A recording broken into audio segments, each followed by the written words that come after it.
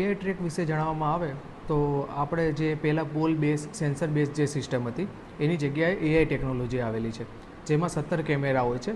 Camera તમારું analytical કરતું હોય છે અને એના આધારે પાસ ફેલનું રિઝલ્ટ આપતું હોય છે.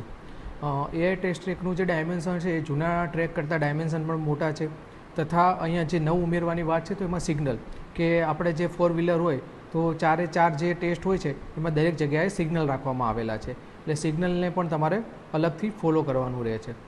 તથા વાત કરવામાં આવે તો સર્વરની, તો પહેલાં કેવું થતું કે સર્વર ડાઉન હોય કે એના લીધે કોઈ પ્રોબ્લેમ થતો, જ્યારે હાલ સર્વર ડાઉન હોય તો એઆઈ સિસ્ટમમાં એક દિવસ પહેલાં જ ડેટા ફેચ થઈ ગયેલો હોય છે, જેથી સર્વર ડાઉનની પણ કોઈ પણ પ્રકારની સમસ્યા રહેતી નથી.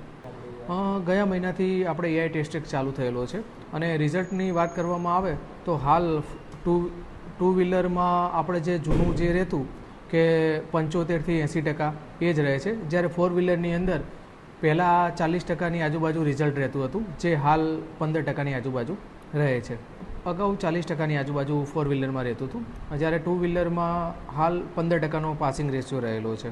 અને રેશિયો ડાઉન થવાનું રિઝલ્ટ કે એઆઈ ટ્રેકની અંદર પહેલાં તો અરજદાર દ્વારા પૂરેપૂરો વિડીયો જોવામાં આવતો નથી. જો અરજદાર દ્વારા પૂરેપૂરો વિડીયો જોવામાં આવે તો એ સરળતાથી પાસ થઈ શકે છે.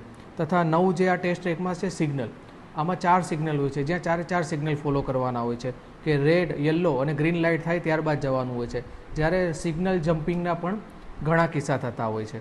એના લીધે ફેલ થવાનો રેશિયો વધુ રહે છે. એટલે લોકો દ્વારા પૂરેપૂરો વિડીયો જોવામાં આવે તથા જે સિગ્નલ છે એની લાઇટને ફોલો કરવામાં આવે અને સિગ્નલ જમ્પિંગ ના થાય તો વ્યવસ્થિત લોકો પાસ થઈ શકે છે અને રિઝલ્ટ ઊંચું આવી શકે છે.